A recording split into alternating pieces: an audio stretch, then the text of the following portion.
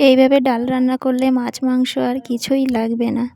তো আমি এই ডালটা কিভাবে রান্না করেছি দেখে নিন। প্রথমে মুসুর ডালটাকে আমি ভিজিয়ে রেখেছিলাম, তারপর আমি শিলে বেটে নিয়েছি। এবার আমি লাল লঙ্কা কুচি দিয়ে দিয়েছি, রসুন বাটা, আদা বাটা, জিরে বাটা, আর দিয়ে দেব স্বাদ অনুযায়ী লবণ, লঙ্কা গুঁড়ো, হলুদ গুঁড়ো দিয়ে ভালোভাবে এটাকে মাখিয়ে নেব। এবার আমি একটা কড়াই বসিয়ে দেব, দিয়ে এগুলোকে আমি বড়া শেপে ভেজে নেব ভালোভাবে। এপিট ওপিট করে ভেজে নিয়েছি। এইভাবে আমি সব বড়াগুলোকে ভেজে নেব। তো দেখুন বন্ধুরা, সব বড়াগুলোকে আমি এইভাবে ভেজে নিয়েছি।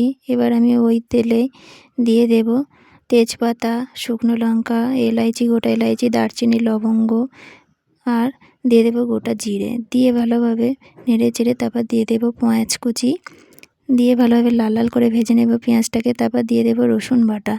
রসুন বাটাটাকে একটু নেড়ে চেড়ে দিয়ে দেব আমি আদা বাটা, জিরে বাটা, দিয়ে একটু ওই মশলা বাটার জল দিয়ে দেব যাতে মশলাটা লেগে না যায়। তারপর একটু নেড়ে নেব।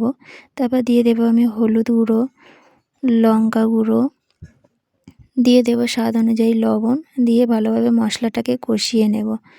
মশলাটা কষানো হয়ে গেলে, মশলা থেকে তেল ছাড়া শুরু করলে, তারপর আমি দিয়ে দেব পরিমাণ অনুযায়ী জল।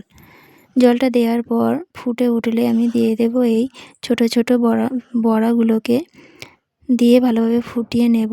ফুটিয়ে নেওয়ার পর আমি দেব গরম মশলা বাটা। তারপরে এটাকে আমি ভালোভাবে একটু নাড়িয়ে নেব, নাড়িয়ে নিয়ে নামিয়ে নেব। তো দেখুন বন্ধুরা, কত সুন্দর দেখতে লাগছে। আপনারাও এইভাবে বানিয়ে দেখবেন, খুব সুন্দর খেতে লাগে। তো বাই।